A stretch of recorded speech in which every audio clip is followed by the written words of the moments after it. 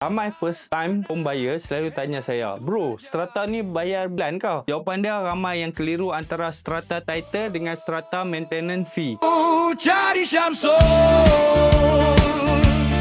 bila Jom saya explain dengan bahasa yang paling mudah. Pertama sekali, strata title bukan bayaran bulanan. Strata title ialah geran atau hak milik untuk unit seperti kondo, apartmen atau service apartmen. Kalau orang cakap pasal strata fee atau maintenance fee, itu pula benda yang berbeza. Maintenance fee ialah bayaran bulanan yang dibuat kepada Joint Management Body JMB atau Management Corporation untuk menguruskan kawasan bersama. Contohnya, lift, kolam renang, gym, security 24 hours, pembersihan kawasan, lampu di kawasan awam, landscape. Semua kemudahan ini perlukan kos untuk diselenggara. Sebab tu, pemilik unit perlu membuat bayaran maintenance setiap bulan. Berapa jumlah dia? It depends. Ia bergantung kepada keluasan unit dan kadar yang ditetapkan oleh pihak management. Lagi banyak fasiliti, biasanya lebih tinggi kos penyelenggaraan. Jadi, sebelum beli kondo atau apartmen, jangan tengok harga rumah saja. Semak juga berapa maintenance fee setiap bulan supaya ia sesuai dengan bajet anda. Jadi, bila orang tanya, strata is monthly fee, jawapannya no. Strata title bukan bayaran bulanan. Yang dibayar setiap bulan ialah maintenance fee untuk menjaga kemudahan dan kawasan bersama. Dapat sesuatu? yang tenang.